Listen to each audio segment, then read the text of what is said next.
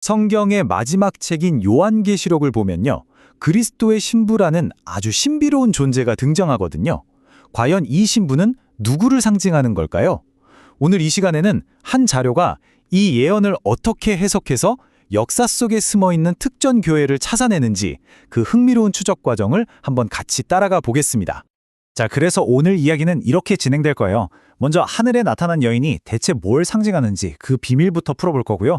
이어서 이 여인이 겪어야 했던 끔찍한 전쟁의 역사 속으로 들어가 볼 겁니다. 그리고 성경이 말하는 남은 자손은 누구인지, 또 이들을 정확히 찾아낼 수 있다는 6가지 체크리스트는 뭔지 꼼꼼히 살펴볼 거고요. 마지막으로 이 모든 분석이 가리키는 한 교회와 그 결론이 우리에게 던지는 마지막 초대의 의미까지 알아보겠습니다. 네, 그럼 첫 번째 이야기부터 시작해 볼까요?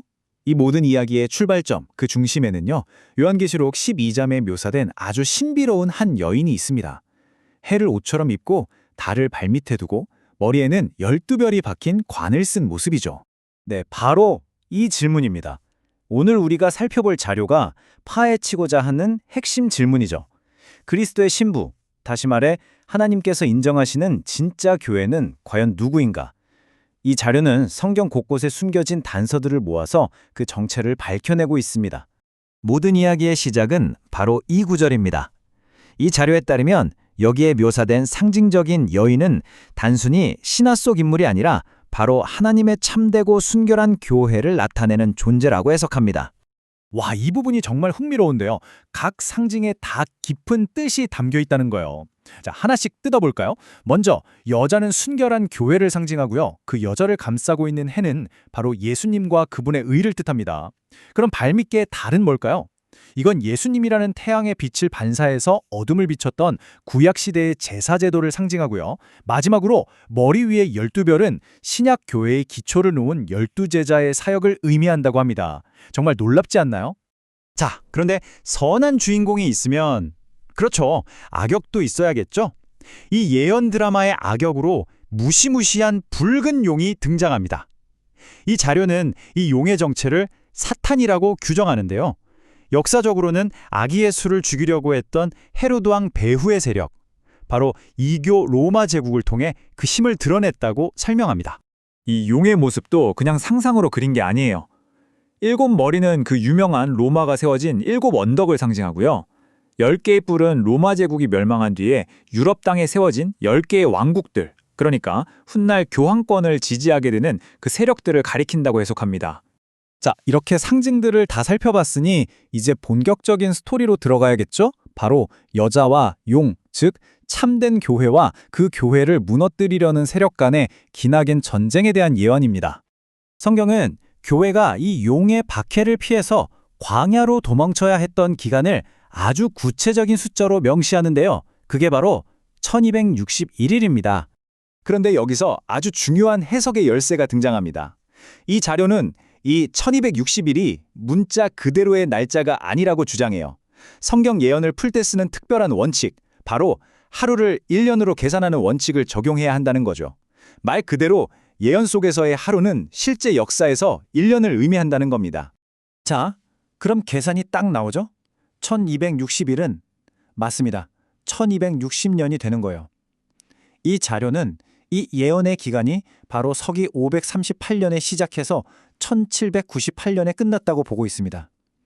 이 기나긴 시간 동안 하나님의 참된 교회는 공식적인 조직 없이 말 그대로 광야에 숨어서 겨우 신앙의 명맥을 이어갔다는 거죠.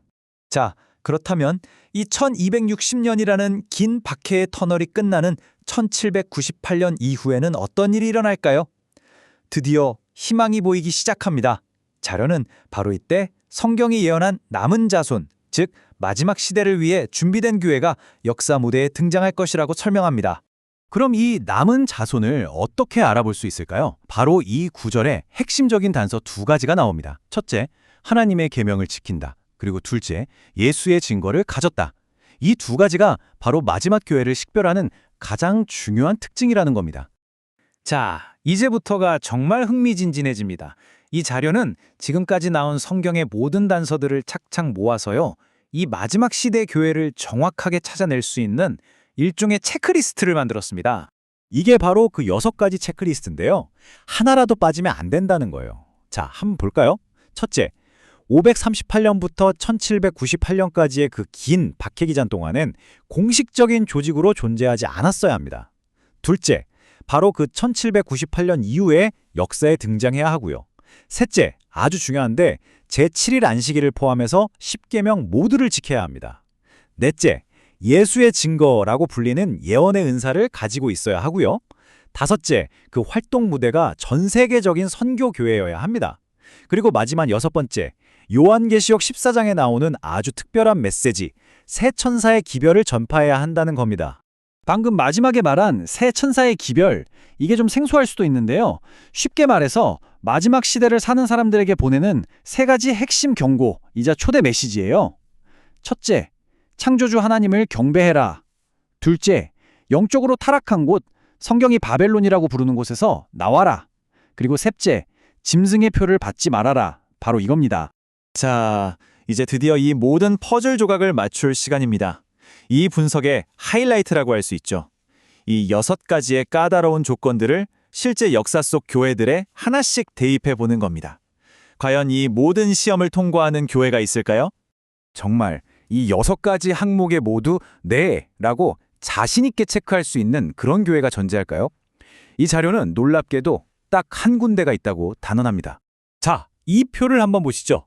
이게 바로 그 자료가 내린 결론입니다. 이 6가지 기준을 모두 충족시키는 교회로 바로 제7일 안식일 예수재림교회를 지목합니다. 1798년 이후인 1840년대에 시작되었고 제7일 안식일을 포함한 10계명을 지키며 예언의 은사를 가지고 있고 전 세계적으로 선교하며 무엇보다 새 천사의 기별을 핵심 가르침으로 삼고 있다는 이유에서죠. 이 모든 조건에 정확히 부합한다는 겁니다. 자, 이렇게 특정 교회를 지목한 뒤에 이 자료는 아주 중요한 마지막 초대 메시지를 전하는데요.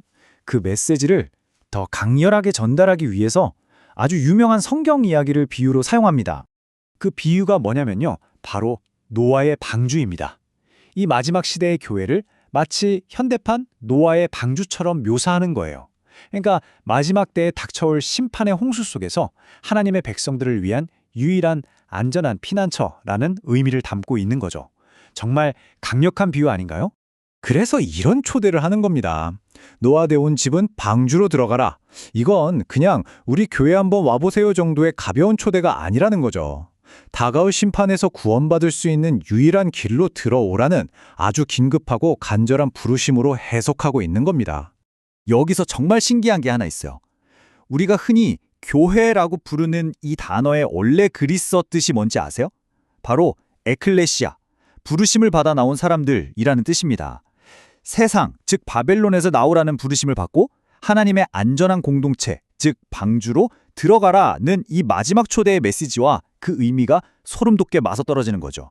자, 오늘 우리는 성경 예언이라는 지도를 가지고 그리스도의 신부, 즉 마지막 교회를 찾아가는 한 자료의 여정을 함께 따라가 봤습니다. 이제 마지막으로 여러분께 한번 여쭤보고 싶네요. 이 세상에 정말 수많은 교회가 있잖아요. 여러분이 생각하시는 참된 교회를 구별하는 진짜 기준은 과연 무엇인가요? 한 번쯤 깊이 생각해 보시는 계기가 되었으면 좋겠습니다.